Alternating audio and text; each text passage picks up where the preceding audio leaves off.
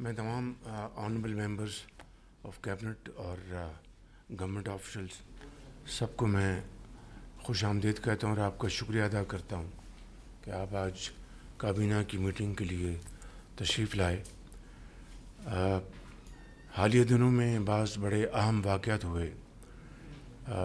جمعے کے دن جس طرح آپ جانتے ہیں مکہ المکرمہ میں سعودی عرب، پاکستان اور ترکی کے درمیان ایک دفاعی معاہدہ وہ وہاں پر سائن کیا گیا، جس میں کراؤن پرنس محمد بن سلمان اور ترکی کے پریزیڈنٹ جناب طیب اردوان اور میں نے پاکستان کے بہاف پہ اس معاہدے کے اوپر دستخط کیے.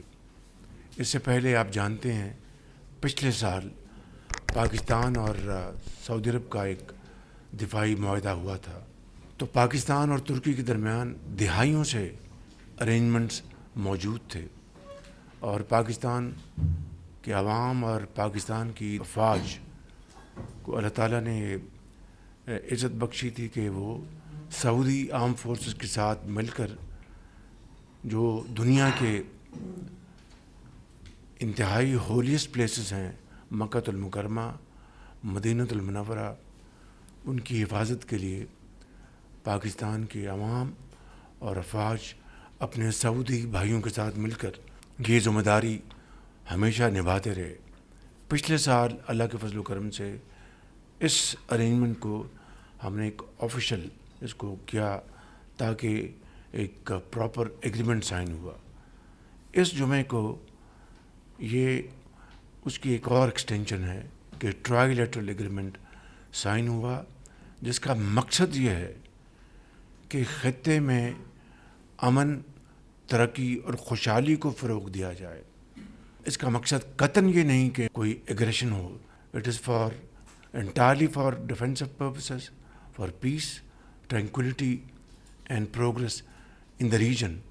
نہ صرف ان تین ممالک کے درمیان بلکہ پوری جو مسلم امہ ہے اس کے لیے یہ میں سمجھتا ہوں کہ یہ معاہدہ انتہائی باعث تقویت ہے. اس حوالے سے میں یقیناً deputy prime minister Ishaq Dar صاحب کو اور خصوصی طور پر میں فیلڈ مارشل سید عاصم منیر صاحب کو بھی اس حوالے سے مبارکباد دینا چاہتا ہوں کہ انہوں نے اس معاہدے کے لیے، اور یہ معاہدہ کوئی آج کی بات نہیں ہے، یہ پچھلے کئی سال سے اس کے اوپر کاوشیں جاری تھیں جو کہ اس جمعے کو الحمدللہ وہ پایہ تکمیل تک پہنچی. اور پچھلے دنوں میں بدقسمتی سے پاکستان کے بعض علاقوں میں دہشت گردوں نے دہشت گردی کا بازار گرم کیا. ہنگو میں ہمارے بہت پولیس والے شہید ہوئے، سوات میں ہمارے جوان شہید ہوئے. میجر حافظ احسان الہی نے جام شہادت نوش کیا. اسی طریقے سے کیپٹن حمزہ اکرم، انہوں نے پاکستان کے لیے اپنے خون کا نذرانہ پیش کیا. اور اسی طریقے سے ڈی ایس پی دیار خان، انہوں نے اس دھرتی کے لیے اپنے خون کا نذرانہ پیش کیا اور پاکستان کے لاکھوں ہزاروں بچے اور بچیاں ان کو بچاتے ہوئے اپنے بچوں کو وہ یتیم کر گئے اور پاکستان کی حفاظت کا انہوں نے اپنا جو فرض انتہائی جوانمردی اور دلیری اور بہادری سے ادا کیا. ہمیں آج ان سب کے لیے ہاتھ اٹھا کر اللہ تعالیٰ کے حضور ہمیں دعا کرنی ہے. اس کے ساتھ ہی ہمارے ایک انتہائی درینہ رفیق اقبال چنڑ، جو بھاولپور سے بڑی معروف سیاسی شخصیت تھی، وہ اللہ تعالیٰ کے پیارے ہو گئے. یہ وہ شخص ہیں جو برے وقت کے ساتھی تھے. میں ان کو میاں محمد نواز شریف ان کو ذاتی طور پر 1985 سے جانتے تھے جب یہ ایک کاؤنسلر منتخب ہوئے. وہ دن آیا اور آج کے دن آیا. نہ صرف یہ کہ ان کے پاؤں میں کبھی لغزش نہیں آئی. میں ذاتی طور پر گواہ ہوں کہ یہ شخص برے وقت میں چٹان کی طرح مسلم لیگ نون کے ساتھ کھڑا رہا. اور میں سمجھتا ہوں کہ اس طرح کے واقعات سے نہ صرف ایک انسانیت کی تکریم ہوتی ہے، اس کا قد بڑھتا ہے، بلکہ دنیا ایسے شخص کی عزت اور احترام کرتی ہے. میں آگے بڑھنے سے پہلے سردار یوسف صاحب سے گزارش کروں گا کہ ان سب شہداء اور اقبال چرن کے لیے دعا فرمائیں.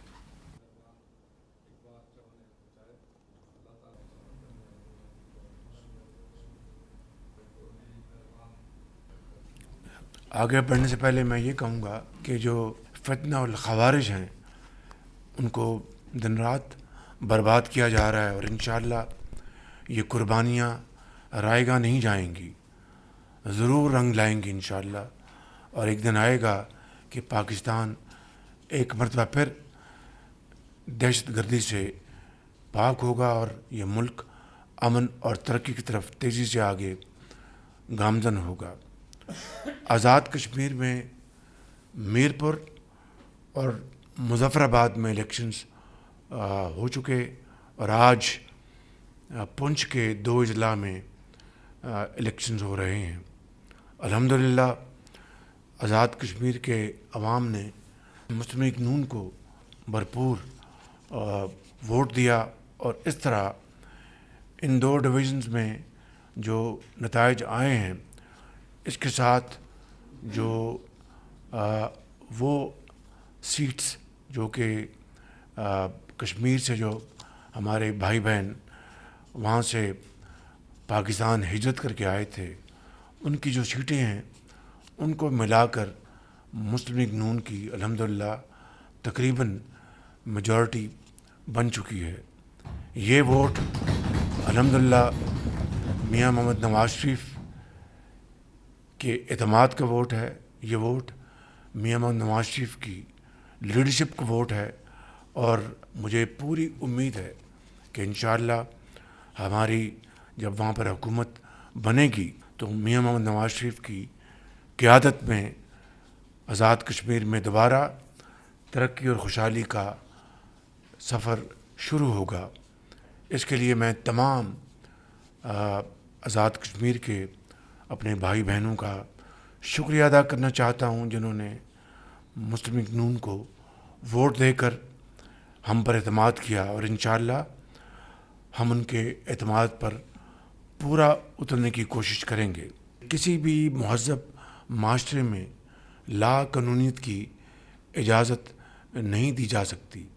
اگر کوئی مطالبہ ہے، اگر کوئی معاملات ہیں، ان کو میز پر بیٹھ کر بات چیت کے ذریعے حل کرنا چاہیے. اسی حوالے سے میں یہ عرض کروں گا، اور آپ کو اچھی طرح علم ہوگا کہ یہ وہاں پر جن لوگوں نے وہاں پر جان بوجھ کر معاملات کو خراب کیا، وہ اغیار کے اشاروں پر یہ کام کر رہے تھے جس کے واضح ثبوت ہیں. لیکن اس کے باوجود وہاں پر ہم نے آل پارٹیز کانفرنس کا انعقاد کروایا الیکشن سے پہلے مظفر آباد میں، جس میں تمام پارٹیز شریک ہوئیں ماں سوائے ایک پارٹی کے. وہاں پر بڑی بھرپور گفتگو ہوئی، ہر ایسپیکٹ کے اوپر ڈسکشن ہوئی، اور یہ طے پایا کہ جن کو یہ اعتراض تھا کہ جو مہاجرین کی سیٹیں ہیں ان میں رد و بدل کرنا چاہیے، ان کو کم کرنا چاہیے یا ختم کرنا چاہیے، تو ان کو یہ بڑی صائب رائے دی گئی کہ آپ الیکشنز ہونے دیں اور پھر نئی اسمبلی میں اپنا یہ جو مقدمہ لے آئیں. اگر میجورٹی آپ کے ساتھ ہے تو معاملہ ختم، آئین اور قانون کی روح سے وہ معاملہ اسی طریقے سے طے ہو جائے گا. تمام باتیں طے ہو گئیں، اس کے اوپر وہ اڑے رہے، بے جا ضد کی، جس نے بدقسمتی سے معاملات کو خراب کر دیا. میں آج بھی یہ سمجھتا ہوں کہ اب نئی حکومت انشاءاللہ معرض وجود میں آئے گی تو ان کے ساتھ پھر گفتگو کرنے کا سلسلہ جاری کرنے کا معاملہ انشاءاللہ آگے بڑھے گا. مجھے امید ہے کہ جو صرف تلے ہوئے ہیں کہ ہم نے خرابی کرنی ہے، ہم نے وہاں پر اناکی مچانی ہے، تو ان کو تو اس کی اجازت نہیں دی جائے گی. لیکن جو امن کے ساتھ اور تحمل کے ساتھ، برداشت کے ساتھ معاملات کے اوپر بات چیت کرنا چاہتے ہیں، تو انشاءاللہ ان کے لیے نئی حکومت یہ موقع مہیا کرے گی.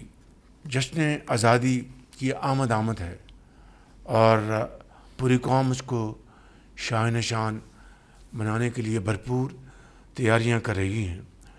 حکومت پاکستان اور تمام صوبے مل کر عوام کے ساتھ انشاءاللہ 14 اگست روایتی طور پر انشاءاللہ بڑی شان و شوکت کے ساتھ منائیں گے، اور اس بات کا دوبارہ عہد کریں گے کہ انشاءاللہ ہم سب مل کر پاکستان کو صحیح معنوں میں قائد کا پاکستان بنائیں گے، اور محنت، امانت اور دیانت کے ساتھ پاکستان کو اس کا دنیا میں ایک باوقار مقام دلوائیں گے. انشاءاللہ یہ ہوگا اور ضرور ہوگا. آپ سب کا شکریہ. پاکستان پائندہ باد.